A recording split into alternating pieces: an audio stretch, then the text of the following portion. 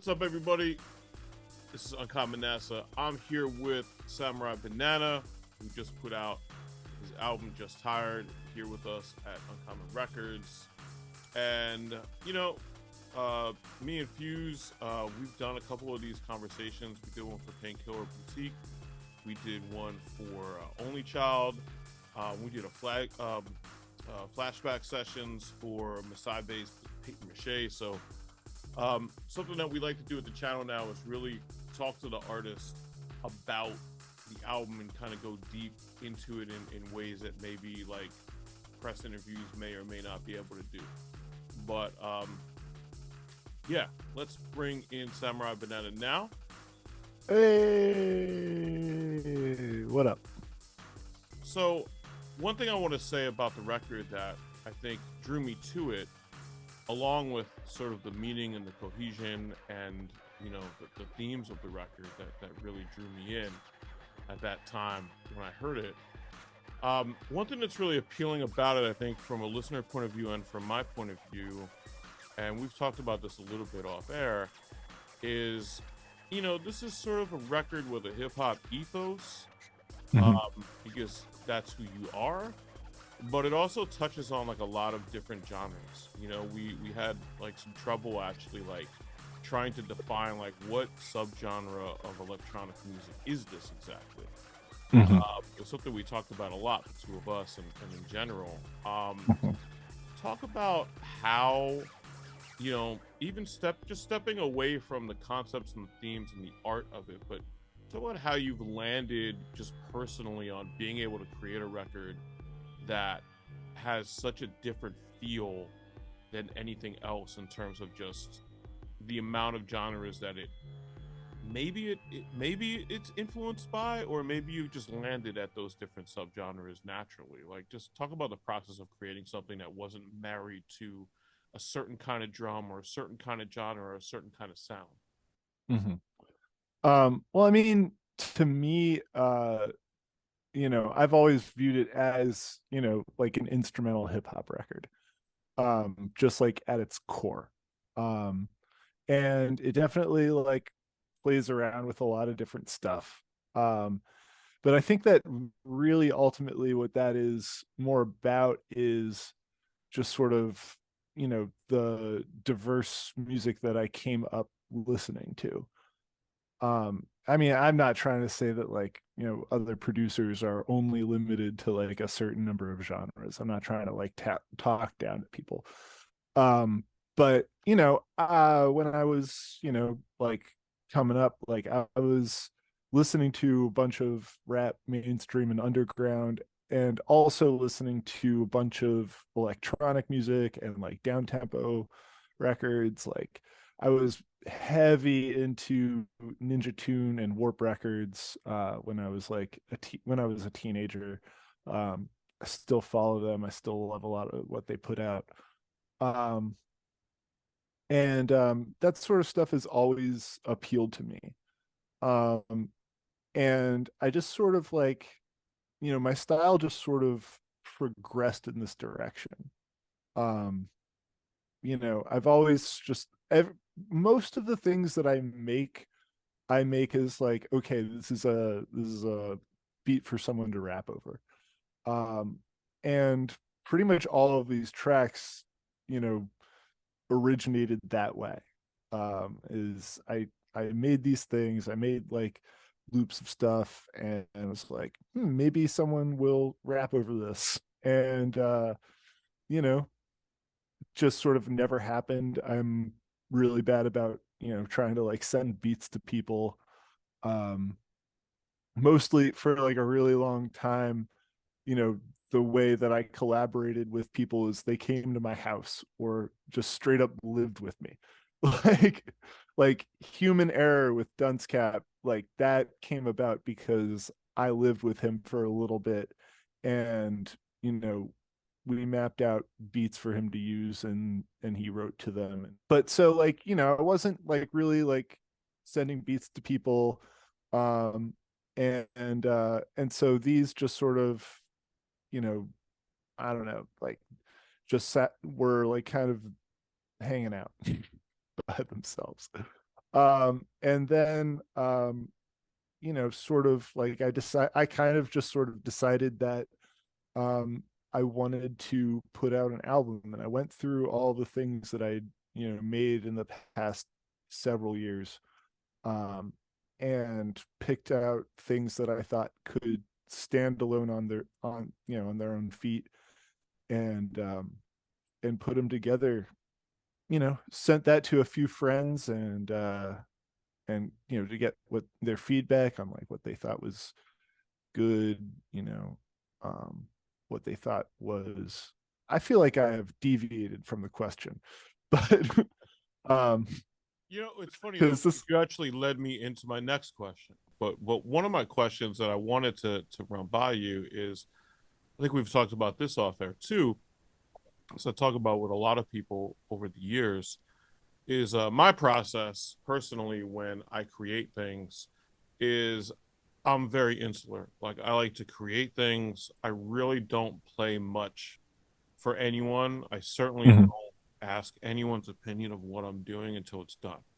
I don't want it to come across like I'm too vain because I do care what people think, but mhm. I don't I want to get the input when I'm done, because Yeah.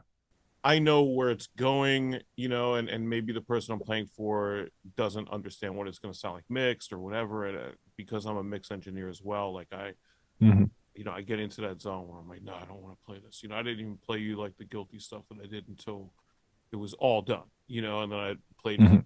for you when you were here. But your process That is was a dope. lot different, and thank you. But your I'm process, really excited for that record. thank you. But Yeah, yeah, I mean, I'm amped for it. So, yeah, but in any case, yes. your process is very different, and a lot of people's I would say most people's process probably matches what you do more so than what I do, right? And Mhm. that's fine. But I'm curious about that approach. And do when you play things for other people, because I've heard you say in other interviews, like, do you select certain things to play for certain people? Do you feel like you need that input to go forward with the production? Like, where does that come from in terms of like really getting a lot of feedback? Because I remember even by the time I heard it, like were already not specifically people, but like you were already referencing, oh, like this is the one that most people thought was a single, or this is the one that Mhm, most people really were attracted to, or whatever. So you already mhm. had that background before it even got to the point where I was signing the record. So talk about that part of the process and what that means to you in terms of getting feedback. Well, this is my first solo project. Um, so I was a little nervous going into it. Like making collab albums with rappers is a completely different creature, because already, it's you're getting a second opinion and you bounce ideas off of each other and you figure out, okay, this doesn't work. But like, even though like you're working on it together, there's still different perspectives coming into play. Um, and that helps, I think, the creative process just to sort of like, figure out exactly what works and try things and go through it together. Um, but doing that alone, I got a little nervous. I don't really have the most confidence in my abilities in general, like music and otherwise. I got low self-esteem. The record is about like if you couldn't tell from the album or the text or whatever, like you know. Anyway, um, so I really wasn't sure exactly like you know how to approach it, and you know, in my mind, like I like certain things, but I understand that what I like isn't necessarily what other people like. And I did want this album to be at least a little accessible to people. And I thought that the way to do that was to go to people for advice. and it really did help. Um, like, I sent a very early copy to you as well, and you you gave me some fantastic notes. I was really grateful for that. Um, and that sort of gave me an idea of what songs work better than others. It was good for me to see like what people responded to, and just to sort of that was, and it was just helpful uh, in order to like shape the record into what it ultimately became. What you sent me originally that I gave you feedback on, it was like, I don't know if it was night and day, but it was definitely a lot different than what the final result became. So, Mhm. is that, I mean, it feels, you reminded me of that now, and that kind of makes me feel like this feedback process really was necessary, in Yeah. some ways, because you really took it to a different level by the time you had the finished product mix wise, like in hand. And also like, somewhere along that journey, um, I realized I realized the story that I was sort of accidentally telling. Mm. Um, I didn't like when I first put this together, I didn't really have like the concept in mind that ultimately this became. Um, it just sort of dawned on me that this is what was actually going on beneath the surface. And so I felt like I needed to work to sort of extract that out, you know. Yeah. Um, and at a certain point, when I realized that it told this story, I decided that what I really needed to do was write it down, and I recognized each song as like a chapter or something, if you will. Um, and uh and yeah, and I actually like sort of approached it like rappers, I guess, where it's like I sat with this and I was like, okay, I sat with each song. It's like, okay, being, what part of the story is being told here, you know, and wrote stuff to each track. And one of the ways that I down, cut out some of the tracks is that they didn't really speak to me, that I wasn't getting a piece of the narrative from this. And I was like, well, you're out. Um, and it's interesting because the sequencing didn't really change, with the exception of like taking songs away. Um, it was just sort of like trimming the fat, essentially. Um, and after I had written everything, I realized that you know, I knew I wanted to then include the text, but I also wanted to be sure that the ideas were still communicated at an instrumental level just by listening to the music. Um, and that's when I started really toying with the themes in the record. Um, the album starts out and introduces these three sort of recurring melodies, or whatever the hell you want to call it, um, that pop up in from track to track. Um, not all of the songs have one of those elements. Not all of most of the tracks only have like one or two. There are a few that have all three, but it's honestly just like a couple, I think. um and that's a thing that I'm honestly not sure, how I'm not sure how obvious that is. um uh like I'm not sure if people are necessarily like picking up on like, oh, okay, I've heard this noise, I've heard this chord progression. um from these other songs. Um, but but yeah, I mean, I just sort of like attached these themes to the songs based on the mood and the sort of emotional feeling, the general emotion of the song, and how those emotions change. And yeah, and then there were like little bits and pieces where like, I knew to like that in order to like get these ideas communicated that I needed to add certain things. Like for a little while, Demon Dancing didn't have those scratches in there.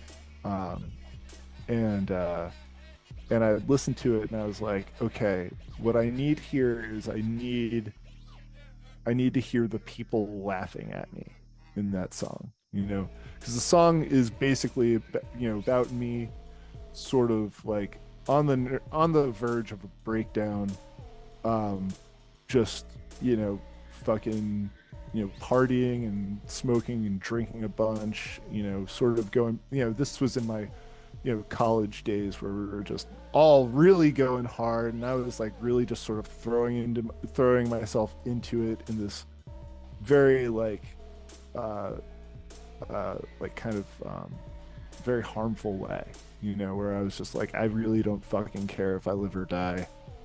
um you know this is all shit. And you know and you know sort of that coming out in like live performances especially, and people sort of like in like kind of getting a kick out of that.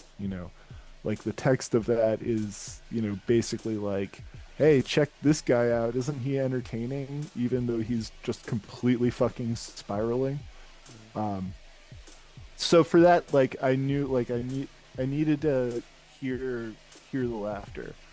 um and I had this you know this other thing lying around where like one day I had just like picked out a copy of Surfer Rosa and like queued it up to Mr. Greaves and was just sort of like fucking around with stuff, and I was like, just sort of idly like kind of moving the record back and forth in a very Grand Wizard Theodore kind of way. um and it was just like, oh, this is hot, let me record this and set it to drums. And then it just sort of like sat there for a little while. And so when I was like, I need this thing, I need this element, I went back to that and was like, this is perfect, let me just like take this little tiny bit and like fuck with it a little bit, um and just sort of like you know make it into an element rather than like the main attraction. Since we're talking about the production, because I want to get into the writing in a little bit, but like Mhm. just as a brief level set here, like what are your tools of the trade? Like what are you using in terms of like the sound that we're hearing? You know, what software are you using, and what hardware are you using? Well, pretty much everything is made like from scratch, more or less. I use Machine primarily. Um, that was sort of a game changer. Like one thing I sort of like glided over in the question that was really more about my style, is I used to sample a lot more. Um, it was very like rudimentary. I was like, chopping up samples like in my DAW in Digital Performer, which is basically Pro Tools. Anyway, and then I got Machine, which is a Native Instruments product, and also have like a huge suite of synthesizers and sample libraries and stuff. And getting that sort of definitely changed up my whole production style from being sample based to being like more synth based. Um, and so all of this is pretty much synthesizers. Um, there's a couple other fun things. I've got some theremin on a couple tracks. I've obviously got some scratching. One of the songs does have a sample as its melody, but I'll never tell. Samples Um, here. and I'm not trying to like I don't want to be like all high and mighty about it. I want to be like, oh, there were no samples on this Right. record, bro. It's so much better. It's just because it's not like ultimately like, it is like the music is what it is. It doesn't matter how you make it, as long as it sounds good. I think this sounds good.